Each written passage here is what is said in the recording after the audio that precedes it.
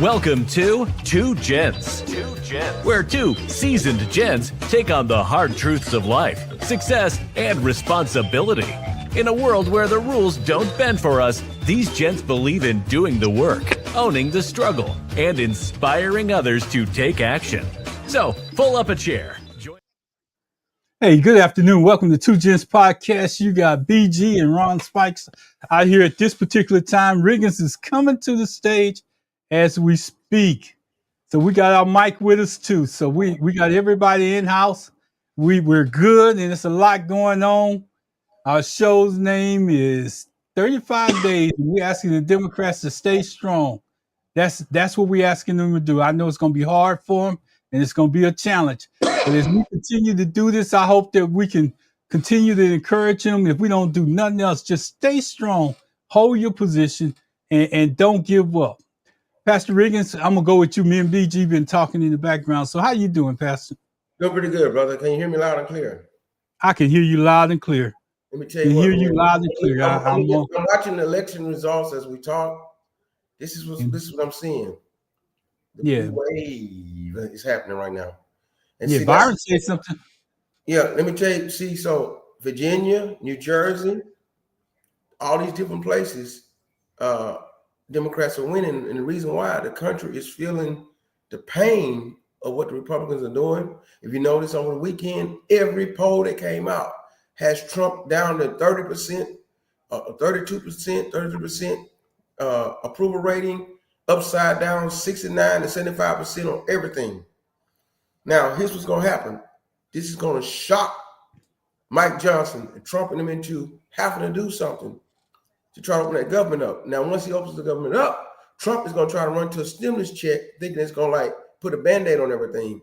But all this is the beginning of what's going to happen in 2026. I see it coming. Get our foot on the gas and mash. Put our foot up, put our head up against, put them up against the wall, and don't let off of them. This is what we're going to do right now. So act like you're driving a Ferrari, huh? Ferrari or whatever. Lamborghini, Ferrari, I just do Johnny, right? No, any of those. Just smash the gas, not the brake, huh? Yes, sir. Well, even in high school, guys was going to fight me. I was smaller than them. I said, come on at me. When they come at me, I got this thing called a heart claw. I get it right here in the chest, and I squeeze to make them lose like taking their breath out of them. I wouldn't let go until they surrender. That's what we got to do to them right now. Hey, Byron, go ahead and greet. I think I'm trying to. Good afternoon, man. How are you doing? Byron, go ahead and make our greeting, and it's on you, man. Tell us your That's our simplified guy out there from Atlanta, Georgia. Riggins. I was just telling Ron, during the intro that the governor of Virginia has basically set the tone. But see, again, the message that we have to have must be a message that resonates with hardworking people, not just the blue collar, the white collar, but all of those collar type workers. And we got to have somebody out front right now pushing the message. We don't need Harris out there. She's messing up in and everything that could be messed up. So I'm not getting too comfortable right now. I hope the results are at least favorable, and it will show some sign of progress. Ron, I will tell you, those people who are not receiving SNAP benefits are suffering. Those people who are not able to work. But here's what I thought this morning. They are asking TSA workers to go to work and not get paid. Mm-hmm. But you got the Senate and the House not working, Ron, and they getting paid. Tell me where they do that at in this country. So we've adopted a philosophy that is a no-brainer. Pastor, you out there looking like Casper the Ghost. We can't see you. You must have walked away from the stage. Yes, sir, he did. No, I didn't walk away. I closed the camera for a second. That's okay. Okay, that's cool. Hey, I just want to tell you, Glass, I don't know if you remember this, and I said this a long time ago. When you tie their pay to our pay, when you tie their pay to any shutdown or anything that's going to affect anybody else's pay within the government, I guarantee you they'll be in the office at that time. Their problem is that their pay doesn't go with everybody else's. If their pay went with everybody else's, it would be a whole different story right now. Right.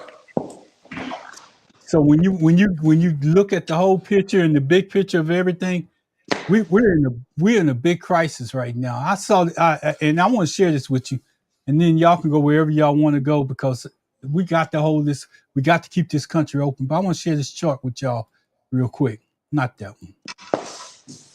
Of course, which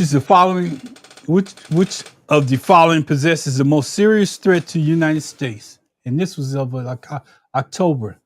A declining commitment to democracy, misinformation, the power of federal government, immigration, unfriendly foreign nations, restrictions of free speech rights, climate change, lack of shared values. Artificial intelligence is only like 4% of what we're looking at. So, social media, 2%. Don't People that don't have an opinion is like 7%. So that tells you that our democracy is at threat. What do each of y'all get from that chart?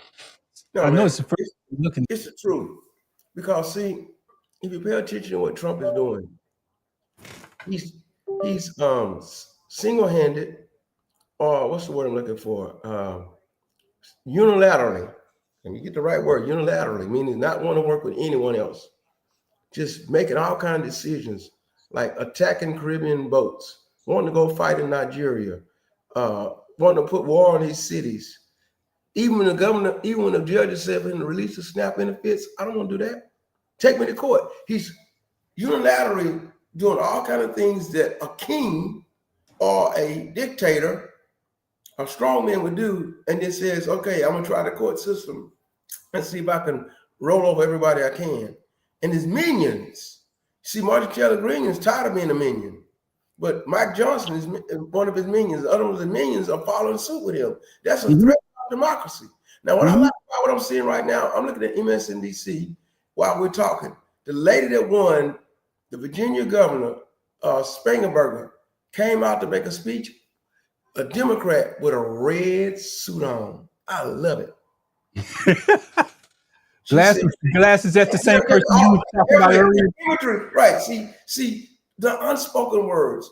A picture's worth 1,000 words. She won as a Democrat, and she wearing a red suit with a off-white blouse. Like, take this, Republicans, and shove it.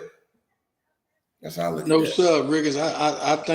I think all of those messages are good, but what we need to do, Ron, is when we get in, stop playing checkers. Start playing chess. Whatever you said you was gonna do to get there, continue to do it. You can't back down. You can't give in. Just like Jasmine Crockett is fighting, those people that's in that section of the party, they are loving her because she's at least out there trying to fight. Let me tell you something else, though. Right now, we've been talking about that guy. What's his name? The Democrat leader. We took him to task. The House Minority Leader. What's his name? Jeffries. Because King Jeffries. But right now, man, they playing chess right now. Mm-hmm. With this shutdown, they're playing chess. Because somebody the other day, Anglo-American woman in the Northeast says, if these tax credits for Obamacare is not solved, her premiums is going from $80 a month to $425 a month. Can't afford it. I'm not talking about Shaquita down in Section 8 houses and Cooney homes.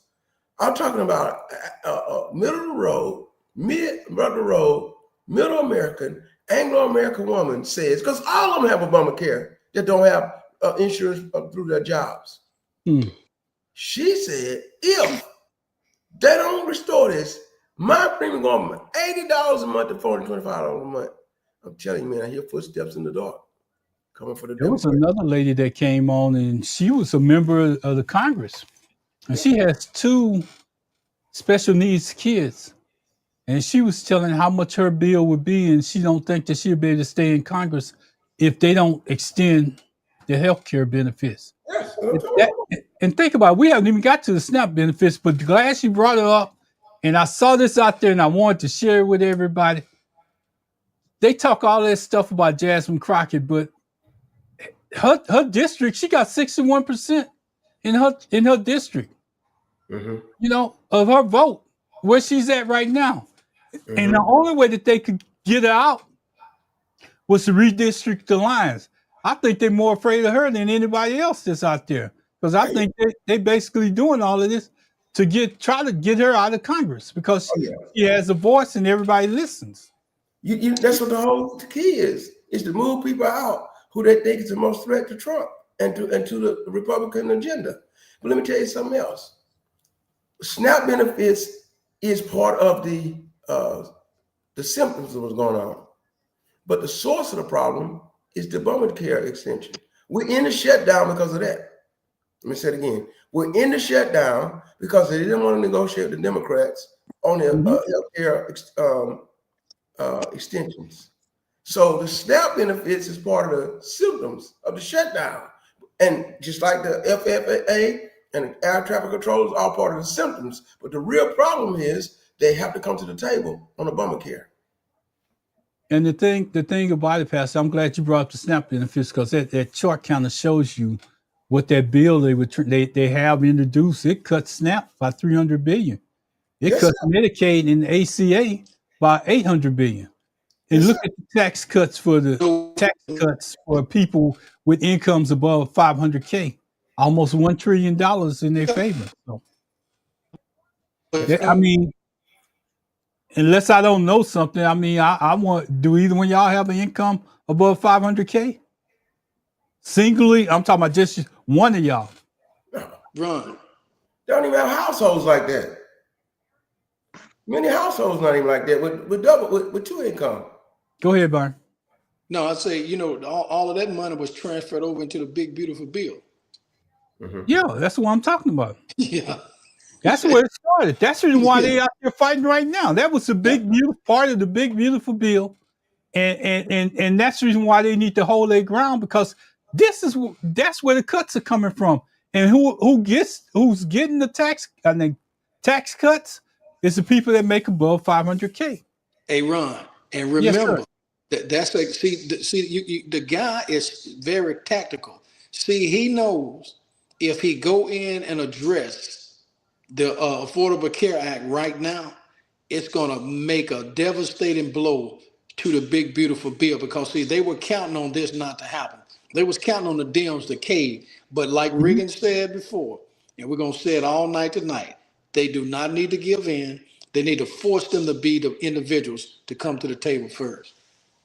This is the strongest, and I told Glass this before we went on the air, and I still stand by this, and I will stand by this until we just stop doing this show, I guess. But I'm just going to tell you, if this is the only hold that the Democrats have ever held over Trump's head, where he didn't have anything to come back on, he didn't have anything that he could say or that he could talk his way out of. He can't talk his way out of this. The government is shut down, and they have to own it. I mean, you can't put this on nobody else. Ain't nobody else did this. The Republicans did this, and so when they get to talking, and I'm studying just a little bit, but when they get to talking, we need to make them own it, because they can. What do you say?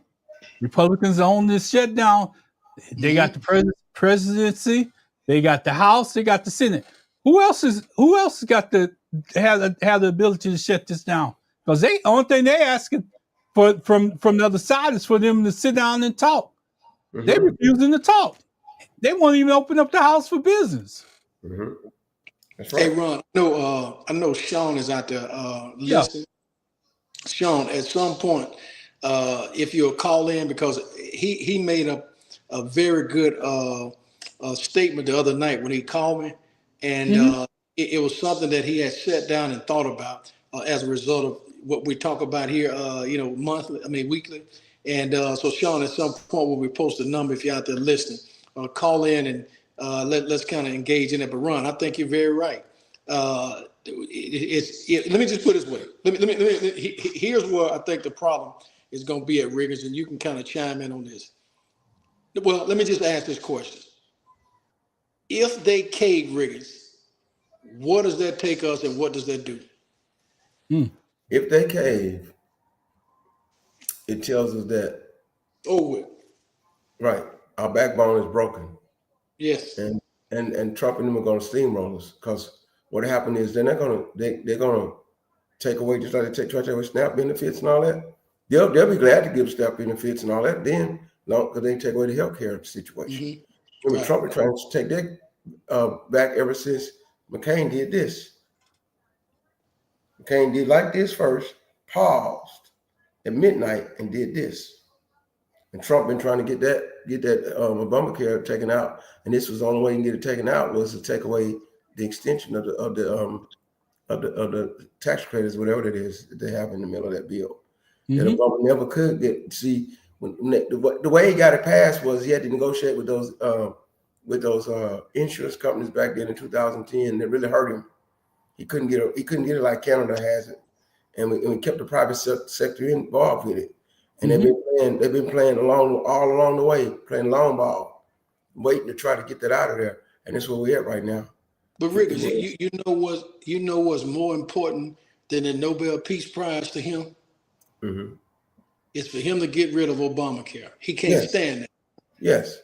Can't stand because it defeated him the first time, Glass. Right. No, defeat something that Obama did. That's Obama's signature. But Rick, that's something that no other president in the history of the country was able to do. Yes. Yeah. Even though it wasn't perfect, even though it isn't perfect, it is something nobody ever could do. You know, but what deal is perfect? I know what I'm saying. Right. That's right. Yeah. But remember, it's not the ideal of it because they wanted something like Canada and other people had it, but they couldn't get it like they really wanted. But still though, it's better than anybody ever had. Rick, here's my question, Ron, and I think you would agree with this as well because we've talked about it. If this man or if this office has so much power, what's preventing them from getting it like Canada? He don't want it like no, he doesn't want it like Canada. They don't want to help nobody out, man. He don't want to help. No, what I was saying was if it had been like Canada, we wouldn't have to keep coming back revisiting it, trying to make sure we keep extending and keeping the private people, private corporations or private insurance companies at bay. But see, Obama couldn't do that. That's why we got to keep trying. That's why Obama even makes speeches about it. He says, I couldn't give you the best thing that I could, but I gave you what nobody else is giving y'all. We got to keep improving on it. And what the Republicans keep trying to do is chip away at it instead of improving on it. It's keep trying to make it worse and worse and worse. So then it's just an empty shell. It's just called Obamacare, but don't really serve the purpose it's supposed to serve. Well, they nicknamed it Obamacare to take it down to make it seem like it was a negative, and they confuse people so much that if you call it the Affordable Health Care Plan, they say, "Oh no, I don't want the Obamacare. I want the Affordable Health Care." They just walked down the street on Jimmy Kimmel and they was just asking people, no, I don't want the Obamacare. I want the Affordable Health Care Plan. I'm like, you don't know that you can't distinguish the difference. It's the same thing. It's the same thing. How dumb can we be? And like you say, and people in Congress like Ted Cruz and them, his wife and all of them had it, but was running against it because they're liars. They run against it to get votes while they yet use it. Yeah, it's like I don't believe in high blood pressure medicine, but I'm taking the whole time. I'll be lying. Yeah. But look at you see that that was the strongest signing that Obama ever made. That's when he signed health care into where the Affordable Health Care Plan into action, which was later nicknamed the Obamacare to try to put a negative spin on it. And ever since Trump has been in office, out of office, re-elected back or cheated back into office, as Reagan say, he been trying to get rid of it, and he can't do it. Yeah. Look. I mean, you got Biden, you got Nancy Pelosi, you got President Obama. This is a whole Democratic Party that's standing behind him. This was a good day for America. I know we talk about Obama, but this right here was a good day for America. We should celebrate that. Right. Great day. Great day.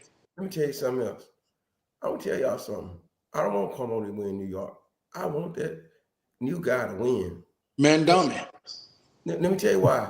You want, if they're going to come with craziness and they MAGA and all this stuff and far right, you want the far left to get balance. Exactly.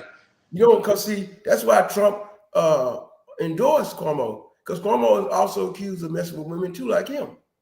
You know, and dirty politics over the years, the Cuomo family and all that kind of stuff like that. He'd rather have that somebody, the enemy he knows, than the enemy he don't know. And just think about what he just did, because I was discussing this earlier with somebody. In New York, it's a lot of people up there with money. They have a lot of most of the businesses and stuff is in New York City. Even though the residents are there, most of the residents are black in certain areas in New York. But it's a lot of other people that make a lot of money in New York. So it's gonna be a hard fought battle, Pastor. And I hope that you're keeping up with it. I don't know if the polls are starting to come in on that New York race. They say they're waiting the results. That would be Rick, here's my remember, I'm sorry, Barry. Go ahead. Over 450,000 people already early voted before Trump even endorsed Cuomo. Think about that. Go ahead. No. Here's what I don't understand, Ron. That the people don't give no pushback. Now they say that Mandani is anti-Semitic, and they'll criticize him and do whatever, but nobody will ever criticize a man that's in office relative to him being a racist. So, Riggins, what I'm trying to figure out is how is it that you can say one is something and the other one is showing the same characteristics, but that's not an issue. Let me tell you what's wrong. It's called religion. I'm not talking about spirituality. I'm talking about religion. The religion of America is this. It's all right to be racist, but protect the Jews because God loved the Jews. Now, I'm not anti-Semitic now. I'm not anti-Semitic, but in the Bible, what they call the Jews in the Bible are really the people living in Palestine that look like me and you. Exactly. What the Americans call the Jews are the European Jews that shipped over there from Europe. It's all over the world. They say that they're Jews, and they're converted to the religion, but not by a bloodline of heritage. So it's all religion. So it's all right because the Bible says that there's a curse on the black man. No, there's not, but that's what they want to interpret. They interpret the Bible says a curse on Noah's son, who saw him naked, and Cush was his son, which was the Ethiopian. They're trying to say, oh, that's a curse on the black man. No, you're misreading it. So they'll take the curse of the black man and say we can enslave them, we could be racist against them. God's gonna overlook that because they curse. But God loves the Jews. Can be anti-Semitic. That's what it all boils down to. So which one of them was the one that covered them up? The sons. The two sons, Shem and Jacob, covered them up. Ham was laughing at him. He found him naked and went and told his brother, "Hey, Daddy, let me. Y'all put me on Wednesday night already." I know. The Bible says Noah found grace in the eyes of God. It never rained on earth, never before, never. Someone destroyed the earth by water. He believed God, built an ark for 120 years. God saved him with 8 people, saved the world. Him, his wife, his 3 sons, and their 3 wives. 8 people, 8 number new beginning. Get off the ark. God makes him prosperous to let him plant vineyards and grapes, make wine. And the wine he planted, he got drunk on it and got naked.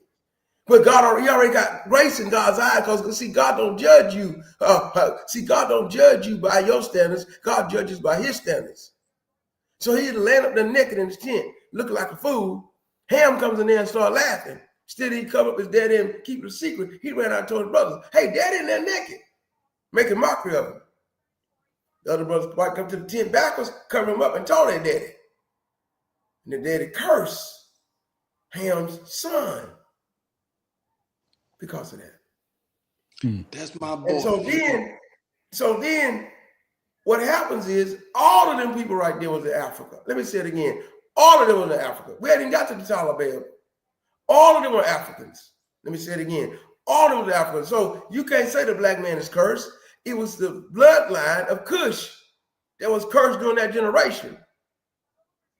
That's taking the Bible out of context to come all the way to America 6,000 years later or 8,000 years later and say the black man is cursed. Yeah. And Pastor, I'm glad you gave us that lesson because I always wonder who it was that actually came out and covered up Noah when he was Yeah, drunk. But yeah. The other two sons, the mhm, Shem. See, Abraham come out of Shem. You see, mhm, and the other people, Jacob, you would say people of the background of maybe the background of Asians and Anglo Americans came out of eventually. But mhm, the Arabs, come on, and the Jews came out of Shem because Abraham came out of him, and see the Arabs come out of Ishmael, the Jews come out of Isaac. mhm. Ham, the detected in the eastern front people yard. of Eastern Africa, Kush, the Ethiopians on the East Coast. That's not us on the West Coast. See, so of Africa, so you can't take the Bible out of context and try to use it to justify evil. Mm-hmm. That's my boy Riggins. That's my boy Riggins. If you want to call in, 832-856-5964. Sean, I know you're out there listening.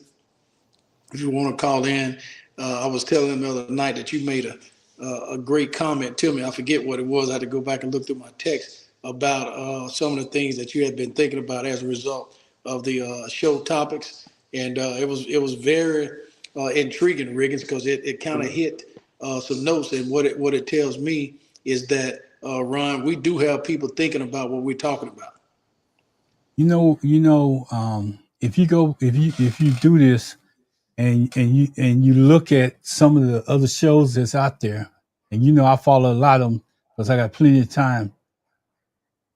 Most of the stuff that we talk about, I hear the rest of this week on the show, on other shows. They're able to get better guests than we are, and they're able to have a better panel than we are.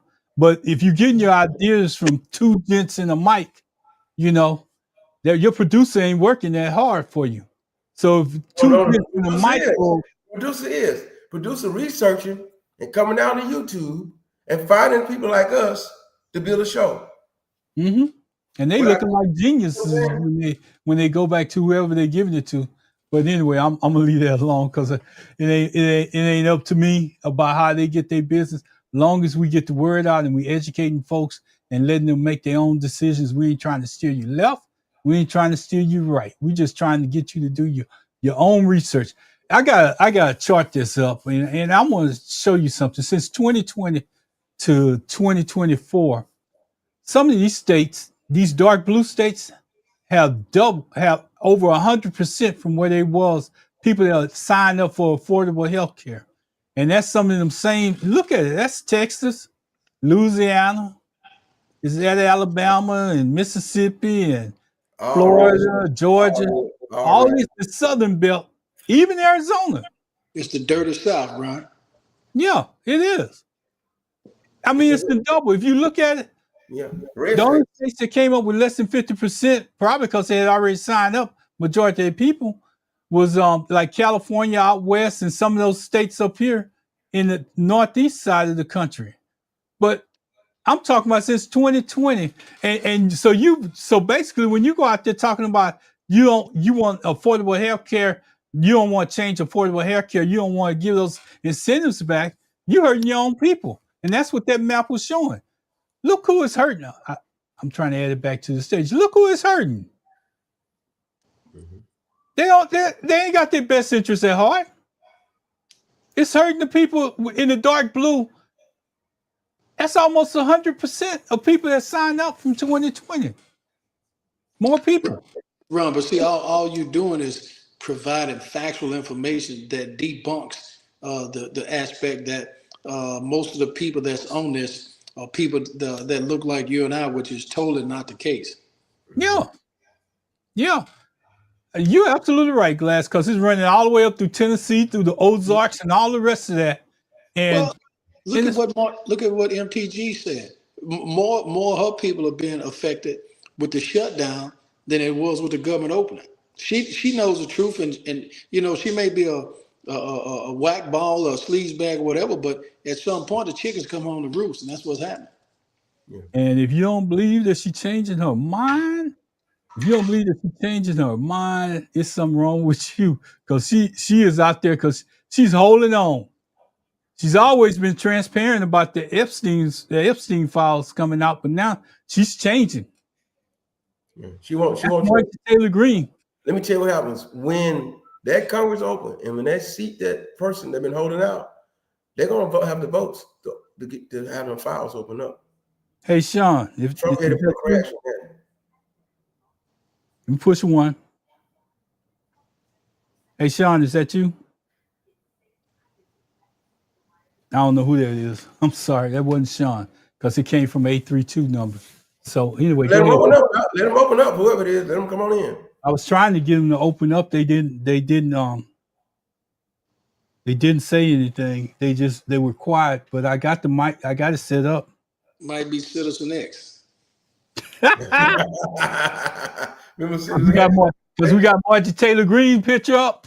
Hey, I just want to show y'all that even that Jasmine Crockett even called her name the other night and gave her credit for changing her mind. It's gonna take everybody. +1-832-856-5964. Y'all go ahead and talk. I'm gonna try to see. Get them in. I am. Open the phone lines. +1-832-856-5964. I did. Hello? Call from Sean. Hey, Sean, come on in, man. to accept, press 1. To send a voicemail, press 2. Let me see. Y'all go ahead and talk. I'm gonna do this a different way. Yeah, Sean. Yeah, Sean on the 832 number. Let me tell you something. Let me tell y'all something else. The lady that won Virginia is the first time Virginia had a female governor. Yep, that says something, Pastor. Yes, sir. But see, the sad part of all this, Riggins, is in our 200 plus history, we're just now dealing with first. Yeah, I know. Can y'all hear me? Hello. Yeah. State your name after the tone, and Google Voice will try to connect you. Sean, if you want to come in, you can come in. I'm trying to call him. Also, let me tell you, it's a repudiation of Trump the way he treat women too. Mm-hmm. People tired of that stuff. But you know what, Riggins, I am leaning more toward believing what Jasmine Crockett said. It must have been a sister that did something to him because he despised her. Oh yeah. Hello. Please state your name after the tone, and Google Voice will try to connect you. Ron Spikes.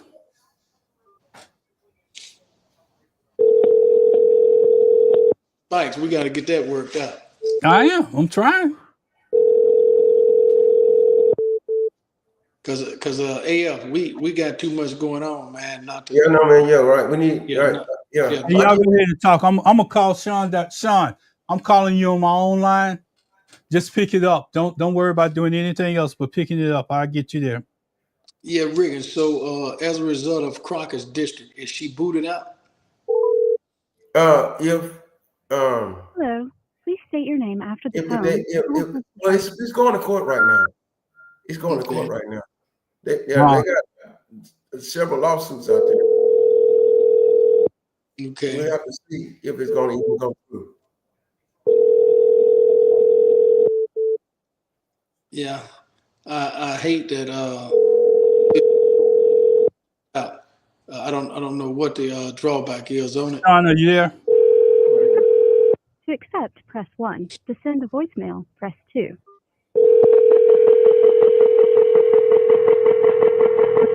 I got too many lines going. Well, all right. Doing the most. I understand what you're trying to do. Sean, just hang up, and what I'm gonna do, I'm gonna call you directly back. It's a 713 number. When you identify, just pick it up, and it's gonna be just like a call from me. Go ahead, Pastor. Yeah, he just texted and said we can try another time, but I would prefer if we can get it done tonight. Google Voice will try to connect you. Ron. Oh, okay. I see what the deal is. Yeah. All right, y'all guys, go ahead and do what you're doing. Sean, if you call one more time. In the front yard. I appreciate it. Hey, Sean, if you don't mind, call Sean, try to call one more time for us, brother. Yeah, and if there's any other guests that's out there, hopefully we can get this worked out. to where you can call in, because the show is not about us. It's about you having a voice to tell us what are your Absolutely. concerns. Well, there ain't any comments put up tonight either. Yeah. Riggins, are they giving any results, Steve Kornacki?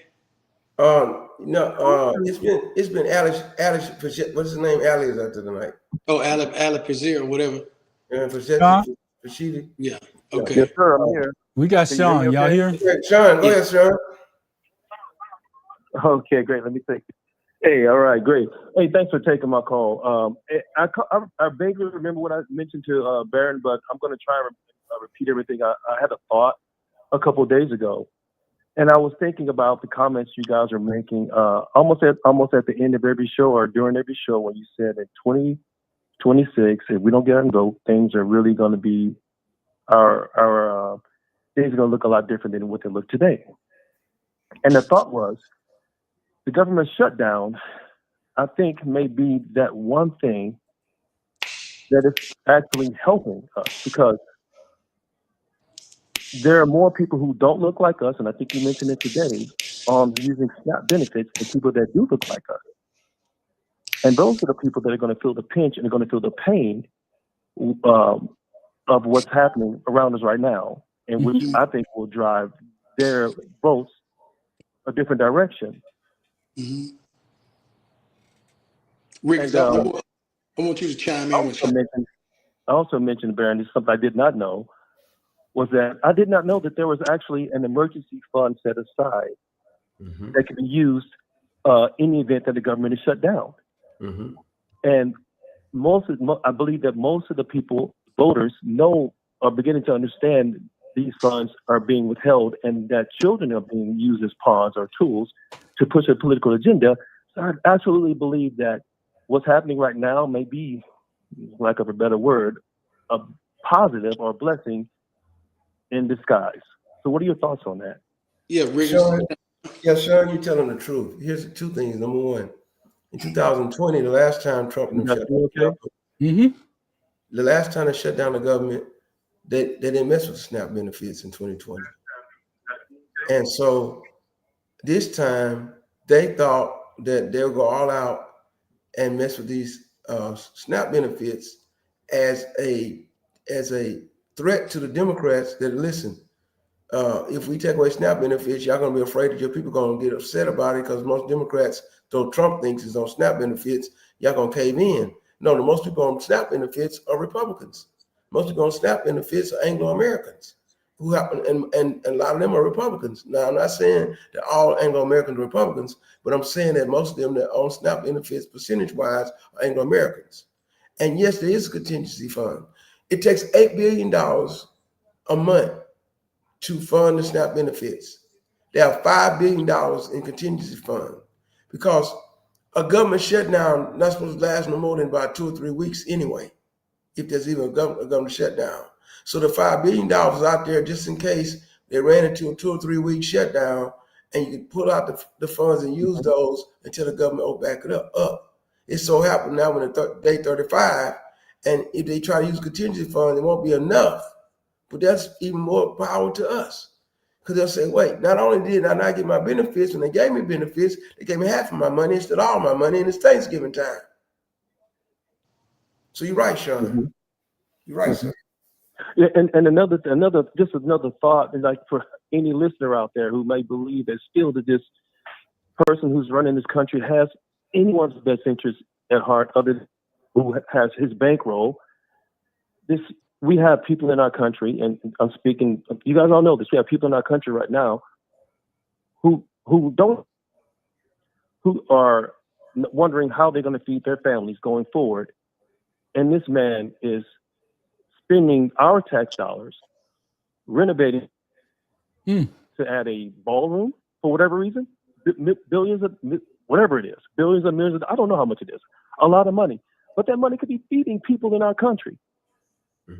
Spend it on a White House building, tearing it down and rebuilding for no reason at all. And what was it? How much money, Baron, did he send over to another country to bail him out? Was it 20 billion. Something billion? What was it? 20 billion. Recently. again, No, Argentina was 40 billion. Before you take care of the people in your own back, but you're going to take care of another country before you take care of the hungry people in your own country. And people I hope people can see this right here. Yeah, and see, Sean bring up very valid points that the layman should understand, which is why we're saying that those who are out there with a mouthpiece, a loudspeaker, they should be harping in on that, because the average person can understand. If you send it, Riggers, I thought it was 40 billion to Argentina, but it wouldn't take 40 billion to feed all the homeless here than it is in the country. Yeah. But he sent it there for one reason. Right. He sent it there trying to bribe them to sell their beef to us, hoping they'll drive down the beef prices instead of helping our American farmers with that same money. See, he could have gave that money to our American farmers for their beef prices, but he wants to send over to Argentina and hope that they send us some beef and to drive down the prices, because he's just spiteful. He's very spiteful, very hateful, and narcissist. So Riggers, you are a history teacher by profession. What is it that you think people are not getting relative to what they see, but not willing to believe it?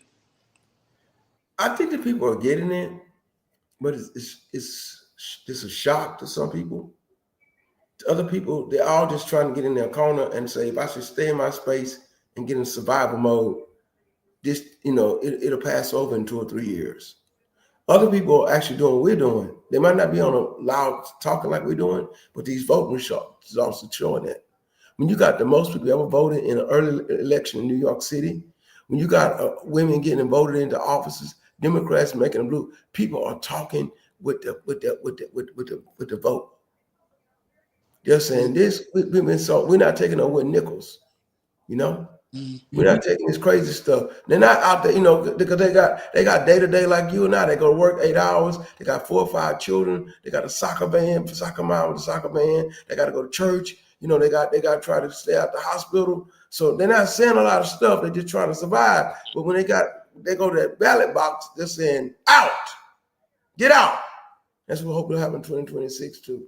That's what I'm saying. So Sean, out in your network and your neck of the woods, what are some of the things that you're hearing people saying that they may be misinformed on, or they may misunderstand, or they just flat out don't really care? What are some of the things you're hearing as an individual that's out there on a daily basis?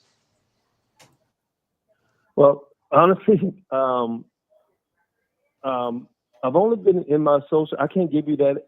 I haven't been hearing other people's opinions that are different than mine, which is I'm very honest, because you know how social media work. I get most of my information currently from social media, and once you're in your echo chamber, you're going to get what is interesting to you. Mm-hmm. So I don't have a great answer for you, unfortunately. I've just been hearing stuff that I'm always looking at.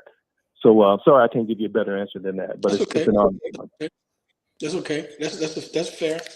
Ron, out in your area, Riggins, out in your area, what in the let's say in the everyday church goer, because see where I'm sitting and what I see young, some educated, some uneducated, some ignorant to the fact that they really feel that this person is doing them a favor, when if you are an individual caretaker, Riggins, if you're a caretaker right now, and that person that you're taking care of is not receiving their benefits, the health benefits and all those things, that money is going to eventually have to come out of your pocket, whether it's directly or whether it's indirectly. So even though he may not be affecting you personally, he's affecting you. But what I don't understand is, I saw a little meme the other day. Why is it that all of the $400,000 workers with no teeth supporting a man that would never look at them?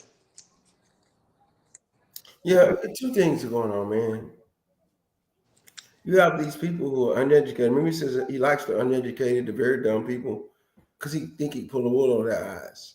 That's the $40,000 with no teeth. But then also there's these African American part of the population, young men, who run around think that Trump is a gangster on another level. Like, he's a white collar gangster. He's He can run over women. He want everything to be gold. Like gold. The image of being a bad boy, and they gravitate to that because they're like, I don't believe in the American government anyway. He's anti. So they gravitate to that. So you have this strange bedfellows of rural, uneducated people who need help but think Trump is their savior because they believe in racism. They don't want anybody other women, African Americans, Hispanics, and gays. They don't want none of them in any kind of power to get anything. So they're running with Trump. And then you got this segment of people like African American young men who want to buck the system. Who some of them got on paper, some of them are on parole, some of them are on probationary. They say, "Oh, he's a felon. I'm a felon too. That's my brother," and that kind of stuff. Mm-hmm. So now it's time for every sensible, every able-bodied, every straight-thinking mind that got any sense to rise up and say we got to save our country against this mess. Mm-hmm. Yes, sir. Look here. Let me tell you something. 2 million people voted in New York's mayor race today. 2 million people voted. Can I say it again? New York is 8 million people. 2 million of them voted. They serious. So if 2 million, Guess who came out of New York? Guess who came out of New York? Who? Trump. Yeah. You gotta understand this. You gotta understand this that I'm telling you, if we ride this wave out through next year, let them keep on. Now, what Sean was saying was this. Let me tell you something. Trump is making billions of dollars off what he's doing right now through cryptocurrency. He let that man out of jail. They say that 60 Minutes interview is 70-something minutes in there that you can go back and watch the whole thing. Where he was mad, he was upset. He didn't want them talking about him letting that guy out of jail. All kind of stuff he was talking about in there. They took out all the bad stuff to try to make him look good. Because remember, he just come out that lawsuit in which he said that they made Kamala look good, and he won. Somebody let him win this crazy lawsuit over worrying about Kamala Harris in the 60 Minutes interview. He came and did the same thing. Mm-hmm. But the difference between him and what Kamala Harris had the ability to do is Trump would threaten to shut you down and send the FCC like he did Jimmy Kimmel. Right. And nobody wants to take that battle. Sean, I just want to tell you, I just want to ask you, since I don't know if you're in government in any kind of way, but has this affected you in any kind of way? No, it hasn't. Mm-hmm. Can you hear me? Yeah, I can hear you. Go ahead. Yeah, can you hear me? Okay. Yeah, no, nothing is impacting us at all. We're very fortunate. We're most of the stuff that Trump does benefits my family, and as probably some of you guys as well. But it just sucks to see it. I mean, I don't like hearing it. No, it's not right, mm-hmm. right? And but I even tried. I reached out to my family to see if anyone was on Snap, and I was surprised to learn that no one was. Mm-hmm. So what my wife and I have done, and what anyone can do, I guess, because we know people are going to be impacted, is that we reached out to our local school, and she's great about doing this, to find out. And the school already had a program where they help families that are local who may need more right now. And so we're trying to get through there, right, to help out somehow, right? Because we have more than most of us do. We have more than we need. So help others if we can. But fortunately, we have, to answer your question, we have not been impacted by it. Good. Not at all. Let me tell y'all something. 43% of the voters in. That said, say again? Go ahead, sir. I'm sorry. Oh, no. I was saying, who's this president that said, and I'm going to try and remember this. I'm going to mess it up, though. If you can get the poorest white man to think that the reason he's poor, that his enemy is the black man, he'll be loyal to you as you're picking his pockets. I'm paraphrasing. I got it wrong, but you get the idea. Yeah, I Let get this it. man think that your enemy is the other person who is poor just like you, but yet he's the reason you're poor. and he will fight this other man while you're picking his pockets. Mm-hmm. And I think it's the same story. It's the same playbook that's been repeated over and over. If you look at history, I feel like this is exactly the same playbook. Pick him against him, and it's really the rich against the poor, but make it seem like it's the poor against these other guys who they're the reason you're poor. Mm-hmm. And I feel like it's the same playbook that people keep buying into, and they all want something for nothing, which is he's promising to make America great, which is what? Giving me something for nothing because my skin is whiter than his. I deserve it. I earned it. I'm going to get it not because of merit, just because of my complexion. Mm-hmm. And that's what they really voted for. That's what they really want. Mm-hmm. So we talk about these poor people because they want that. If they don't have to compete for a job, this is corporate America. If you don't have to compete for a job, that's what they want. They want something given to them versus having to compete with people overseas who are smarter, who are being paid less. No, give me a job because I'm an American. I'm American, and you're gonna pay me more. I'm not as smart, but I got the complexion. Sean, What we're dealing with right now, in my opinion. Sean, the quote came from Lyndon B. Johnson. Now remember, Lyndon B. Johnson ran with the Democrat John F. Kennedy, but he was racist from the beginning. Mm-hmm. Yeah. But what happened was the whole civil rights movement, and particularly when he saw them dogs and the water on them children in Birmingham, Alabama, is what really changed his mind. And eventually he said, "We shall all overcome." But this is what he said: if you could convince the lowest white man he's better than the best colored man, watch this. If you convince the lowest white man that he's better than the best colored man, he won't notice you're picking his pocket. Hell, give him somebody to look down on, he'll empty his pockets for you. This was the political strategy that the Southern was using to get the white man to vote for them. So listen, you better, I don't care how smart Barron Glass is, how much money he got, he black. Care how poor you are, he's black, you better than him. So we need to stay in power. That's that concept.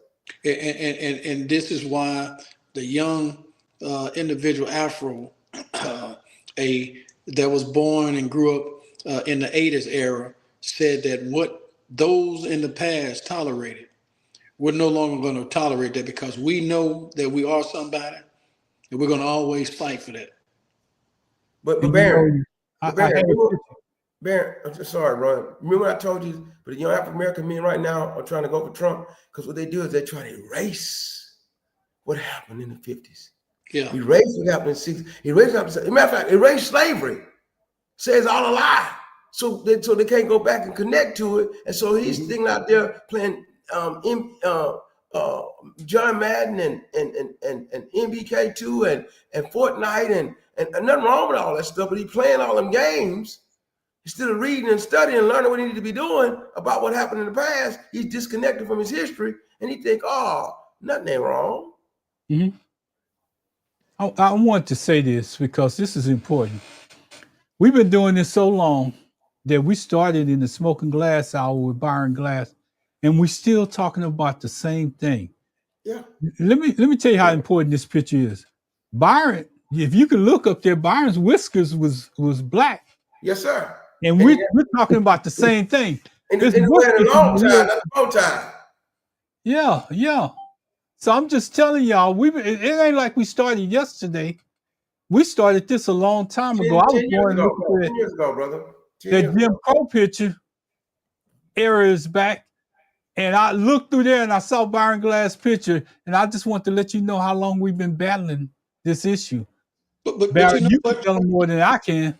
Yeah, you know what, Riggins? I actually think it's been longer than 10 years because remember, Obama was getting elected or had already gotten elected. Yeah, they was nominating Obama when we first started. Right. No. You got to remember this, Barron. You and I ran into each other in 2010 on trying to buy that horse, right? Mm-hmm. Obama was going for the second term when we got started. You sure? Yes, sir. No, I don't. Maybe when we all came together, But Right. I didn't know. If y'all we started had in been on this 2008, I table. wasn't involved in 2008. Yeah, I because ran Ron, in you remember 2010, September 2010. I went down to. I was transporting that horse called Jasmine, whatever. Byron, it might have just been me, you, and Simp at that time. yeah, Me, because you, it was Waco 4 State Trail Ride. yeah. Right. So I Yeah, came it on was board. I Waco came on Trail board in Ride. 2012, and then when Trump now came down the golden elevator in 2015, I got off. Oh no, we were way before then. Yeah, right. Yeah, That's when I jumped in. Yeah, because 2000. Dr. McKellar and Tawana Arcadian was running for office at that time. right. Same But the time when point, he was trying to nominate Barack Obama, and we was having deep discussions about Barack then. So I know we was on before then. right? Because see, and none of that really matters. What we're trying to focus on is that this is not something that we just started. It's not just a fly by night. So we are veterans in what we're doing. No pay, no motivation other than trying to enlighten and inform. But at the end of the day, Ron, I want to go back to the question you asked Sean. It has directly impacted me because my old lady and I, we eat out every night, and what we used to could eat off of $10 or $20, it's now $40 and $50 every night. We just ate last night. I go and it was $46, $47 and some odd cents. So no matter, that's what I'm saying. The impact is going to be felt. Your money's not going as far as it used to go. Okay, simply because of some ignorance, some stupidity, some indoctrination, or whatever. Here's the deal: everything that this place has stood for, it no longer exists. Riggins, you can tell a person a lie, and they'll follow you off the cliff. If you tell them the truth, they'll walk away from you. Yes, sir. Mickey Shell just won New Jersey. Yeah. Who did? Mickey Shell, the lady. Okay. Thanks for the update. I want to say this. You know, I like sharing stories and actual stories because I was standing in the line speaking of buying groceries yesterday, paying them high dollar prices, and I noticed that the things are getting smaller as you buy them from the stores. They start to shrinkage because it's a couple of things that I like that I noticed that they start shrinking in size, but that wasn't the story that I want to tell. So I'm buying my groceries. I'm about to pay for them. And this young man at the end of the counter, he said, I got over 1.8 viewers, 1.8 million viewers. And he was telling the young lady that was checking him out, you need to follow me. And I was like, no, this ain't true. So he pulled out his phone and he showed me. And Byron, some of the dumbest shit that I'm sorry, Pastor, but some of the dumbest stuff I ever seen in my life. Yeah. Some of the dumbest stuff I ever seen in my life. He got 1.8 viewers, 1.8 million viewers for that stuff. And I'm sitting there saying, here's something that could affect change. We're doing this show, something that could affect people's lifestyle, something that could affect their future, and they don't want to hear it. They'd rather see somebody running around in their underwear on fire than they would to pay attention to something that's going to help them through the next day. That's how stupid how stupid this stuff has become. And Riggins can get up and preach the best sermon that he can ever preach. They don't want to hear that. But you can take a jack leg off the street, bring him in, and let him hoop and holler for 5 or 10 minutes. They loving it. Yeah. Because what happens is, man, people want to be entertained, but they don't want no substance. Mm-hmm. Yeah, they want you to tickle their fancies, but they don't want nobody to teach them, tell them the truth. That's anything, whether it's about spirituality, whether it's about life, economics, about politics. Folk want somebody just to entertain them. That if we can get on this show right now and Baron Glass can turn upside down with a ball on his nose and Thank you, John. I saw you had left. And Ron got some kind of way where he's juggling some stuff, and I'm cutting cartwheels at the same time. And say, look at them 3 old guys doing that, and we'll get about 1 million likes. What y'all gonna do next week? Oh, I guess Pastor, we have to throw on a bikini. Yeah, right. Yeah, do a full shot. Go out there, do the fireman calendar.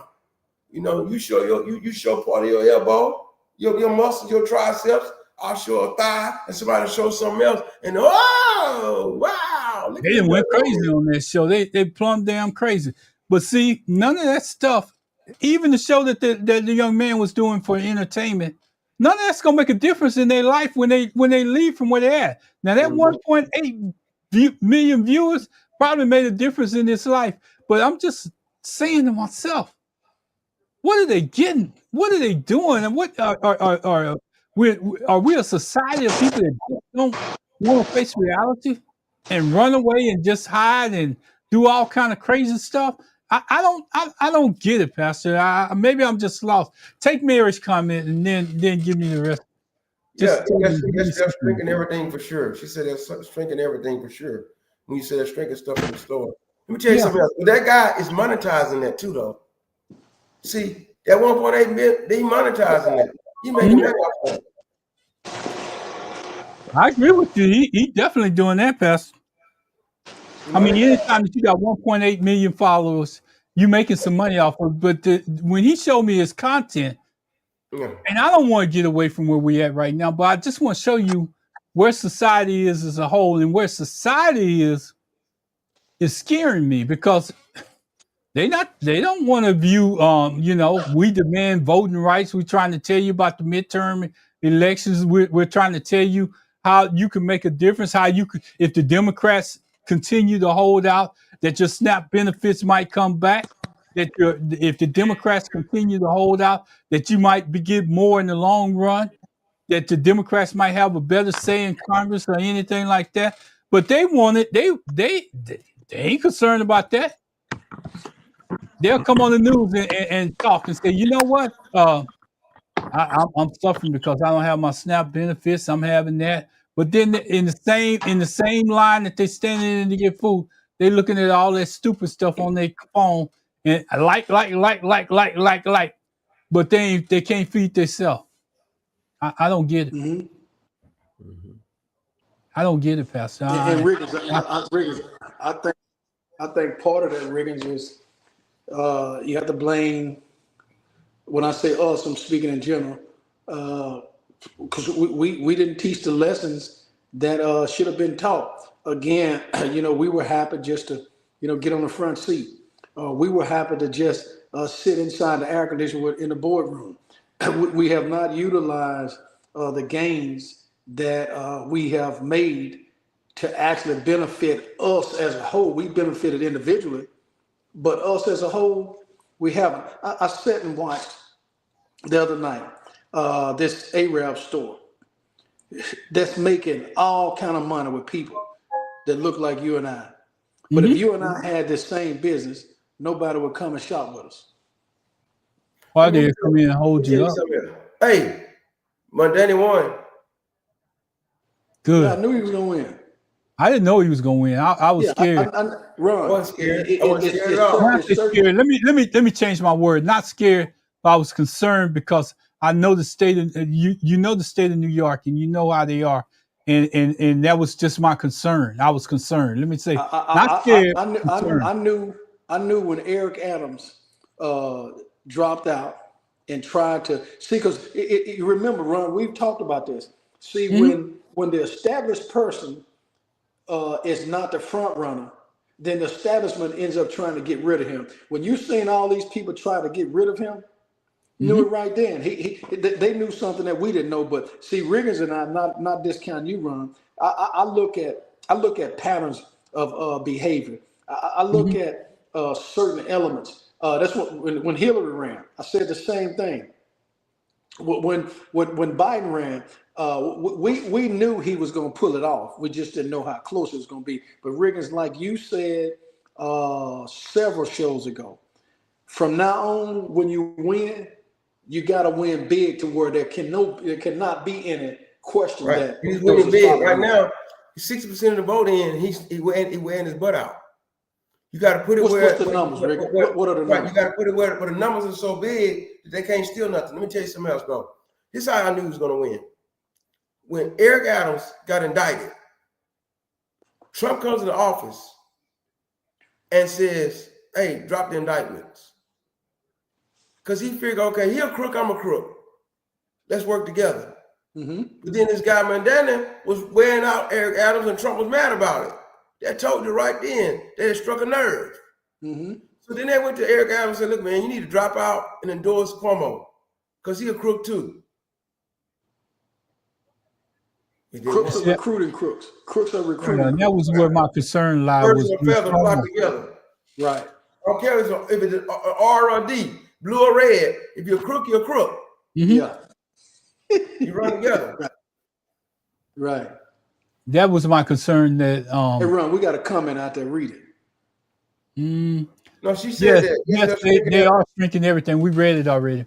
That's when Ron was talking about at the grocery store. They're shrinking. The prices going up, but all the items are getting smaller. Yeah. So you got a double whammy when you go to buy food. And Byron was just talking about it earlier that him and his significant other, when they go to buy food, the prices are going up. But even when you go to the grocery store and you're trying to buy food to cook at home, everything is changing, Mary. So you ain't winning. But here's the deal: everything's changing in size, but the prices are continuing to rise. The only thing that's not changing is what they're giving you to take home, your take-home pay. And Riggins, the reason why he won was because he never backed down from the principles that he believed in. Yes. He wasn't a typical crowd out there that say something on Monday and then you get some pushback and then Tuesday by Wednesday, no later than Thursday, they done changed their mind and went back. This man is playing chess, not chess. Right. Just like there was a Muslim mayor of London and everybody like that. Same thing happening now. You can't, first of all, let me tell you what, the founding fathers had so-called Christians, some Christians, I believe, if they didn't want slave owners, but the slave owners were so-called Christians. They had Jews and Muslims, all part of the founding fathers. Go look it up. America's not a Christian nation. We're a religious nation. So for him to be a Muslim and win, I ain't got no problem with it, as long as he's not a radical terrorist. And of course, he's already proven out that he wouldn't even qualify to get on the ballot. But you got a radical thug that's in office now. But you got a radical, right? You got a radical thug, and all his daddy was a KKK, and he want to do everything like his daddy. Yeah, yeah. And Riggins, we are entitled to our thoughts and our beliefs based on the things that we feel we can back up facts with. Reality is what you see, not what you want it to be. And what we've seen from this guy, and remember now, a Christian thug, yes sir, a Christian thug. Well, but it can't even be a Christian. No, somebody said a Christian thug. Who's that? That's Sean. Sean said a Christian thug. Right. But Christian means Christ-like. What's Christ-like in it? No, here's the problem though, Baron. The word Christian, that's what he's doing. He's making a satire of it. The word Christian is used all out of whack right now. The evangelical call itself, I don't even want to use the word Christian. Christian's supposed to mean Christ-like, but it don't mean Christ-like no more. It means all American, half-stepping, hating on people that's less than you, classism, racist person who claim they know Jesus. And the Bible says many gonna say, Lord, Lord, and that day gonna say, I made you, but don't know you. That's and true. you know, as we get further in this, I still have to say I'm kind of shocked that he won, but thank God that he did. I'm just gonna say that. I'm glad that he did. But Ron, New just York, to help you out, New Jersey, Virginia. But Ron, just to help you out a little bit on that, remember those who believed in the person that's in office now. When he won, they weren't shocked. What they said, "I told you so." So what I'm saying is now is that the party can no longer control what the outcome and the results are. I'm talking about the Democratic Party, because you got the Crockett's, you got the Alexander Ocasio Cortez. You got you got multiple people that don't have the platform that we have, but they out there doing some things. They out there giving pushback. You look if you look at Chris Murphy, he's pushing back. If you look at Gavin Newsom, he's pushing back. If you're looking at Raphael Warnock, he's pushing back. John Oshkoff. There are elements in that party. They're fighting, but the masses, Riggins, won't let them surface. But see, you can't stop what's meant to happen. Let me tell you what's happening though. The masses starting to catch on to Gavin Newsom. I'm telling you, the masses are catching on to Gavin Newsom. They better. I want to ride that wave. I want them to get on that wave like a bummer and ride it. I don't care how white he is. If he right, let him be right. And we're gonna have to throw our support behind somebody. Why not throw it behind somebody that's at least trying right now? He's not waiting to what do we always say? Wait till the last minute and then say this is who we want you to choose. And then if you don't choose this person, you're not democratic. That's what ran everybody away from the party from started running everybody away in the beginning. You stop choosing our candidate. Let the American public choose who they want to be in office. That's some crazy stuff that the Democratic Party put together. What Gavin is doing. Gavin is learning how to play like the Republicans. He's solid on his positions. He knows how to govern, but at the same time, he's witty enough to sit down there every day and get under Trump's skin. Mm-hmm. All kind of stuff on social media, mocking him, doing everything because now he's causing the young voters and the folk that's watching that 1.8 million people to pay attention to him. 1.8 million people watching that foolishness. He making them pay attention because he's doing stuff that they like, stupid stuff too. Not really. Get their attention. I like that. What I am concerned about, Ron, is Prop 50 out in California. Yeah, that's what I don't know if it's going to pass or not. And can you explain why you're concerned? Are you worried about it? Say what? Glad. Say what now? Can you tell us the reason why you're worried about Prop 50 out of California? Well, because some people feel like playing chess is one of those aha moments. It's like we don't need to do what they're doing. We can still win. You can't win if they're stacking the deck. I saw a lady today on social media that said that they went to go vote and couldn't vote with their driver's license. Yeah. You know why that driver's license has that yellow star on it? So if you show your birth certificate. Yeah, that's so only if you, I think. Well, but here's the deal. It's on other states too. Oh yeah. 75% of the people, give or take, that look like us three, they don't have access to any of that information. Let me tell you something else, Baron. I'm gonna tell you what Sean said when I was talking about the Christian thing. He said that's my point. KKK claims to be a Christian, and I've seen pictures of this in the 1950s. You have a whole bunch of KKK in front of a church, and in the back it said Jesus saved. So that's what Sean is talking about. But let me tell you what Baron is talking about. Recently, I moved last year. I moved from where I got my driver's license. I was at one location. I had some changes in my life, and I moved. Mm-hmm. If I try to go vote, I would have to go back and vote in the precinct that my driver's license had the address for. Mm-hmm.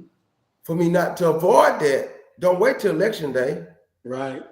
Go to early vote where you can vote anywhere. See, we have to educate our voters. See, in early voting, I can vote anywhere in the county. All I gotta do is find me, no matter where I stay at. But on election day, I gotta go vote in the precinct that my driver's license address is in. That's probably what happened to that lady. Now, I'm glad that you brought up voting in it, and that's one of the things that I want to say. I left out here early this morning to go vote. It's about 8 people in line. By the time it closed down here in Brazoria County, when I came back through there about 3 o'clock, that line was a block long of people trying to vote. If that's any indication of what midterms are going to be like, we need to hurry up and get there. We're going you like Reagan said from the outset, you got to press the gas and you got to keep your foot down. Mm-hmm.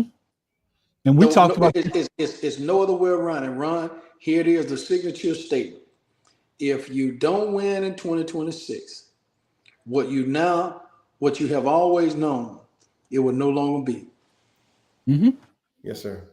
So Riggins, but Riggins, we were talking a little earlier before you got on. Harris needs to sit down somewhere and stay sat down. She is disclosing too much loyalty that should be taken care of within the party, but she's coming out antagonizing the voter, which is, she don't understand. It's making me dislike her even more because she needs to keep her damn mouth shut. Yeah. See, man, let me tell you my assessment of it. When Biden decided to run, still she tell him yes, go ahead and run, because she's thinking if he runs and gets sick, I'll get it anyway. She should have told him no then. That's it, Pastor. When she didn't tell him no, she ran with him, right? And he turned around and tried to reward her when he finally got outed out. We found out later he was sicker than we thought he was sick. He canceled all kinds of stuff. He said, okay, I'm going to give it to you. But he gave it to her too late. There wasn't a process in which people could have been running since 2022 and let her win outright against the guy from Pennsylvania, and the guy from Wisconsin, and the guy from Arizona. Let her win it outright. He tried to give it. So once he gave it to her, then election day came, and what I believe happened is some shenanigans happened. And she's smart enough to know that. She's been attorney general, all kind of stuff. She looked at him and said, we got to do something about it. And Biden said, no, I don't have the strength to do it. I don't have the right stuff in place. I didn't have elections all like Trump had, everything. Too bad, whatever he called it, he have a little nickname for a kid. Too bad, kid. It just didn't work in your favor. And now she's mad.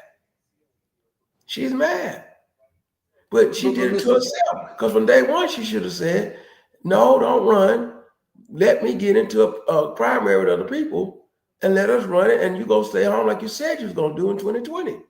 But see, Mr. Spikes, if everything Riggins is saying about Biden is true, we are seeing the same characteristics of the person that's in office now. Ain't nobody saying nothing.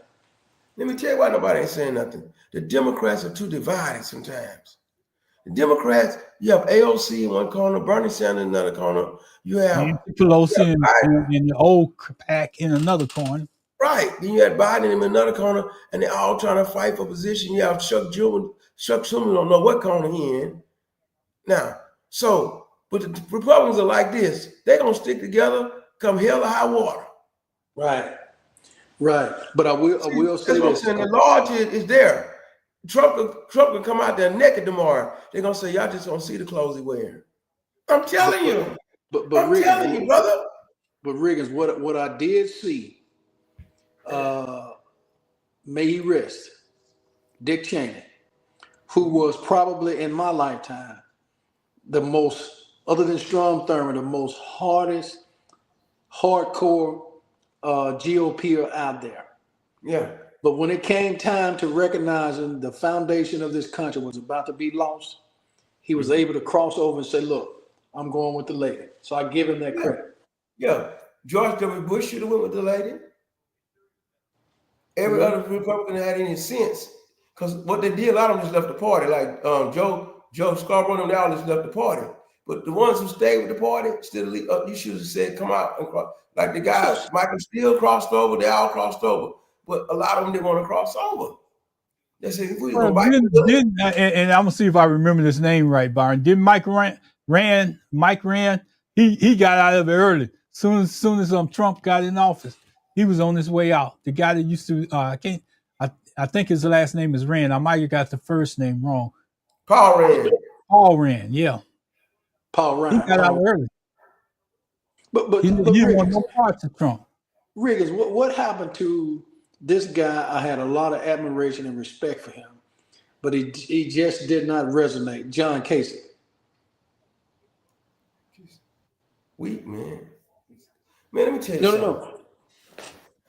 Oh, John Kasich from Ohio. Yeah. Let me tell you what happened, man. Because he should have ran. Right. He should have ran. Let me tell you what, though, man.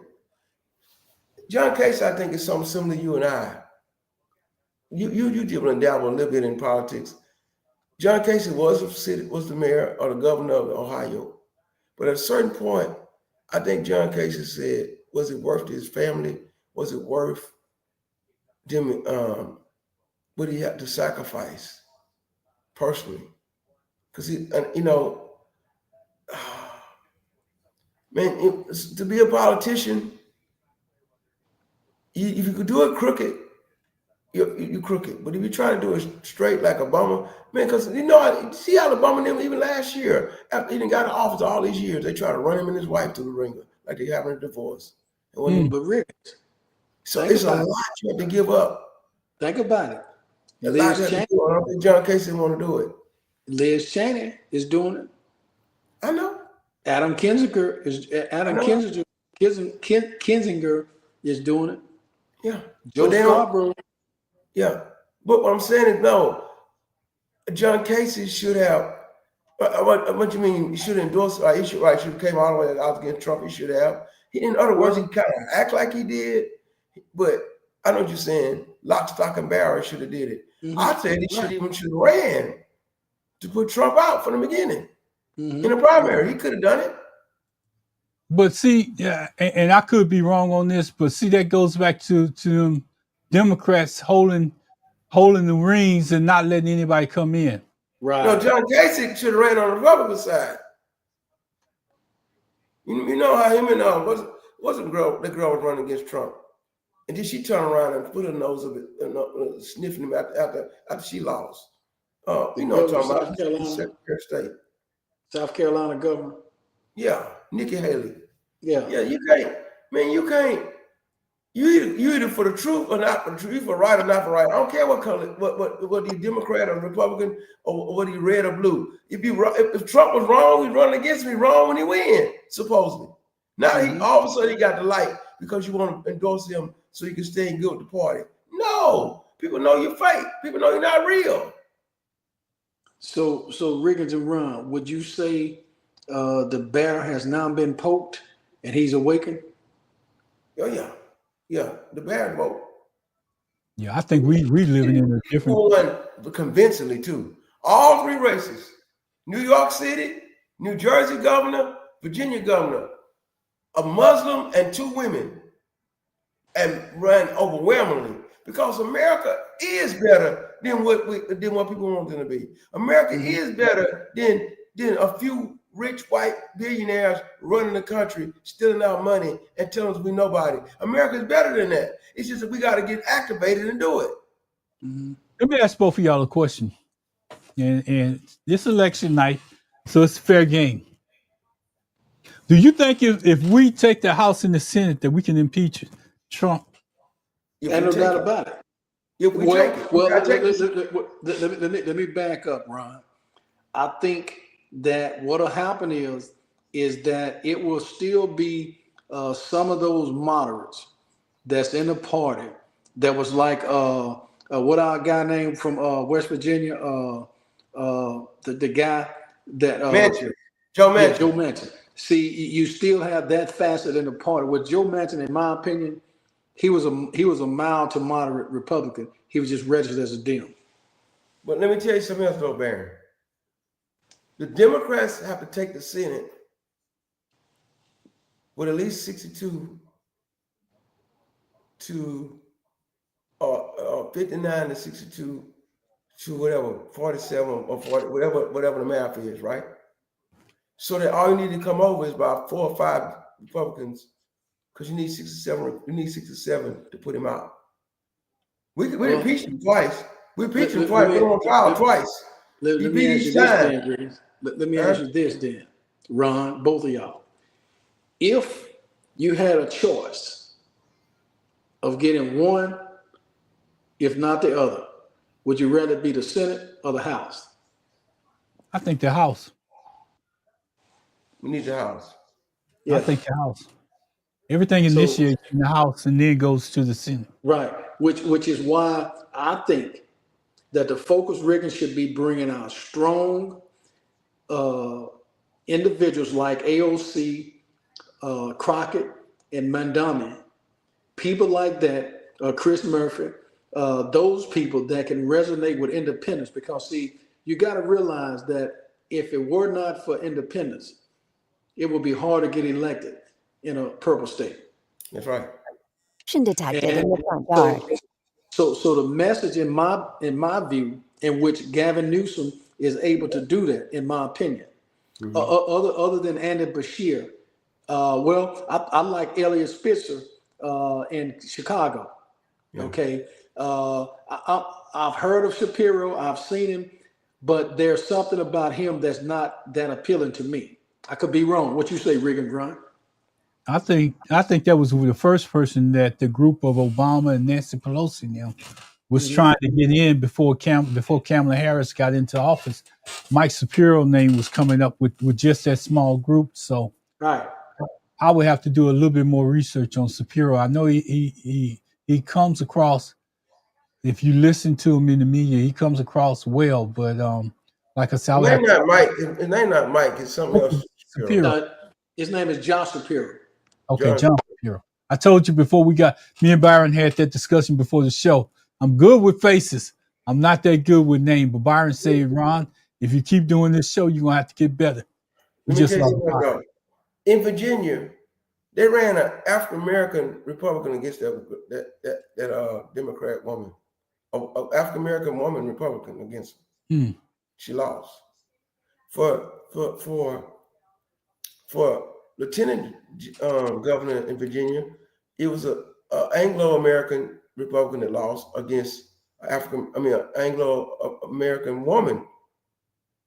And for Attorney General, they ran an Anglo-American man against a African-American man who a scandal came out 2 or 3 days ago on him, but he still won. They're sweeping it. In New York, with 85% of the vote in, the guy's winning with over 50% of the vote. Man, I'd say put your hammer on it and keep on nailing it. I say put your foot on the gas and smash. I say put him in a chokehold and don't let go till he can't breathe no more. In other words, we got to ride this wave out to next year. They're not squeaking by winning. They're winning big. Convincingly. And that's what it's going to take to send a message to the other side and to try to get this government back open. If they're winning as big as you say they are, Pastor, I'm looking at it. Do you think they're going to open up the government and swear that what happening is they're going to have a caucus of the Republicans. Trump going to call them all in. They're going to be cussing behind the doors and saying all kind of crazy stuff. And they're going to have to find a way to save face and try to open the government back up. Because they're going to say, look, so Rick, here's my other issue. Again, I think the Dems are being too passive. The Attorney General could have filed suit to force the swearing in. Why have we not done that? What Attorney General? For Arizona. They should have. I think he did. I think both of them did. But since the House is not open, Mike Johnson is just not letting it happen. Right. When the House opens up, they're going to have to do it anyway. No, but what I'm saying is the AG had threatened to sue to force it. Because remember, she can be sworn in by any federal judge. Yeah. I know Mike Johnson just got his butt ate up about that. Right. So what I'm saying is, again, Ron, it goes back to what you and I are saying. If these people have all this power, why are they not using it? Because the man that's in office, he's definitely using what he's telling you, I'm going to do what I want to do until you tell me that I can't do it. And when they can't do it, they still don't do it. They're trying to release these funds. They still haven't released the funds. You said it best, Byron. You said that you said that he does exactly what the hell he want to do. Yeah. You said that if he has that much power, why didn't we use that power when we had people that was in office? Why didn't we change some of the stuff so we could? It'll be a whole lot different. Maybe he wouldn't even be able to run if you would have just made one law. If you're a convicted criminal, change that thing. If you're a convicted criminal, you shouldn't be president of the U.S. That's simple. I thought that was simple, but we didn't even try to do that. 4 years. Didn't try to do that. And as I said, I'll say it again, we didn't do anything about stopping what Pence could have did at the end of the election. 4 years. But now we sitting here complaining about what's going on. We can't just put this on the American public. We have to put this on some of the people that's in office. Right. Who was in office, never did nothing about it. So if Pastor, I'm gonna tell you where I'm at, because I see Glass and Rock back 2 or 3 times, and this is where I'm at. Mary, you said it right. Too complicit. They all complicit. Complacent. Too complacent. Too complacent. I'm sorry. Thank you, Pastor. Yes, sir. That's the reason why I'm here running what's going on behind the scenes and commenting when I think I should comment, and I let you, the mic, and the other gent have the conversation. So thank you, Pastor. I'll take everything. I'll take everything that I need, all the help I can get. No, it's all. Don't mean no harm. I just want you. I don't. Like they're not energized. They're not doing what they need to be doing. They're laid back in the cut.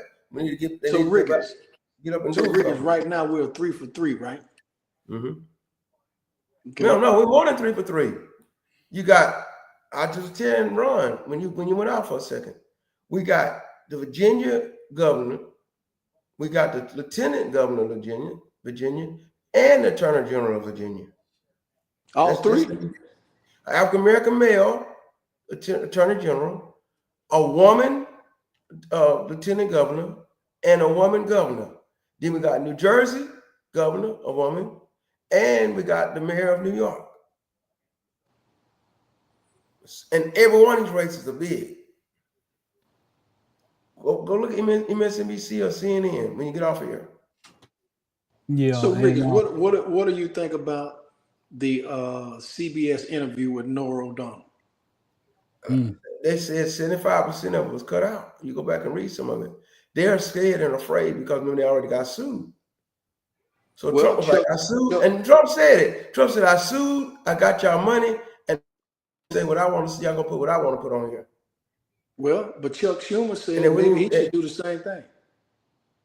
That guy, the real answer was he was sweating, he was upset, he was stammering, he was mad. They cut all that part out of there. He said something about one of those Bitcoins or something like that.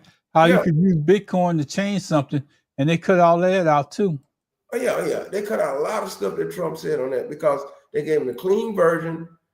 I mean, because you're not really saying I got y'all where I want y'all at. Y'all only gonna put on what I want to put on here. I'm not gonna give y'all the whole truth. Here's that thing about the Attorney General Kitts, whatever her name is, threatened to file a lawsuit. Yeah, House Speaker Mike Johnson for delaying the swearing in of Congressman elect. I'm gonna let one of y'all pronounce that name. 2025, Arizona Attorney General Chris. Is it Michael? What's it? That's covered up by 2 gents. Threatened and then filed a lawsuit against House Speaker Mike Johnson, Chris May, for delaying the swearing in of Congresswoman-elect Adita Grajilova. I messed it up. Grajilova, who had won a special election seat of late father. The lawsuit was filed after the Speaker repeatedly refused to allow the ceremony, leading Mays and Democrats to pursue legal action and appeal the House's seat. But see, here's the problem: they filed a lawsuit. Mm-hmm. They're gonna take. There got to be a hearing. They got to be this. Got to be that. They drag. You know what I'm saying? They fighting in court about it. So they did file a lawsuit, Barry. Okay. That stuff drags out. She'll actually get sworn in before the lawsuit even get to court. Heard. And here's the thing about her vote is that they the release of the Epstein files. Yeah. And the release of the Epstein files should be enough, and I say part of enough to get Trump out of office. Trump said it was terrible what happened to Prince Andrew. That tell you right there what he means. Mm-hmm. That's terrible what they did to him because he said the man didn't do nothing wrong. So if they do something to him, it's gonna be terrible what happened to him. No, it's terrible what y'all did to them girls. Yeah. Well, Byron, we're coming up on the hour. We're a little bit past the hour.